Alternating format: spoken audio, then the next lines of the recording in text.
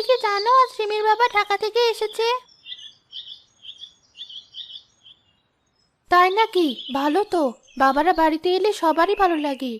শুধু আসেনি মা, রিমির জন্য বিশাল বড় একটা লাল বাক্স এনেছে। আমি জানালা দিয়ে দেখেছি। ও আমাকে বলেছে ওর ঈদের লেহেঙ্গা নাকি ওটার ভেতরেই আছে। আচ্ছা মা, আমার লেহেঙ্গাটা কবে আসবে? আসবে মা। তোর বাবা তো আর বসে নেই। দেখছিস না মানুষটা রোজা রেখে কেমন হাড় ভাঙা খাটুনি খাটছে। একটু ধৈর্য ধর। ধৈর্য তো ধরছি মা, কিন্তু আর কয়দিন বাকি? চাঁদ উঠতে তো আর মাত্র 3-4 দিন। যদি দর্জিরা কাজ বন্ধ করে দেয়।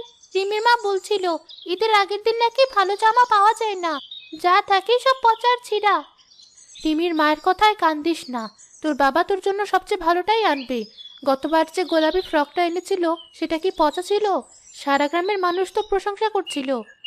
গোলাপি ফ্রকটা সুন্দর ছিল, কিন্তু এবার তো সবাই লেহেঙ্গা পরবে। রিমি, টুনি, এমনকি ছোট মিমো। আমি যদি ফ্রক পরে যাই ওরা আমাকে খেলাই নেবে না। মা, তুমি বাবাকে বলো আমার লাল লেহেঙ্গাটাই চাই, ঠিক রিমির মতো, যাতে চুমকি বসানো থাকে। আচ্ছা মা, বলবো। তুই এখন ঘরে গিয়ে একটু শো। রোদের তাপে মুখটা কেমন শুকিয়ে গেছে। ইফতারের সময় হলে তোকে ডেকে দেবো। আমি শোবো না। আমি অপেক্ষা করব কখন বাবা আসে। বাবা আজ টাকা নিয়ে আসবে বলেছিল। পাগলামি করিস না ফুলি, বাবার আসতে সন্ধ্যা হবে। তুই ঘরে যা, আমি তোর জন্য ঠান্ডা পানির শরবত করে দিব। আল্লাহ, তুমিই ভরসা। মেয়েটার এই আবদার আমরা কিভাবে মেটাবো?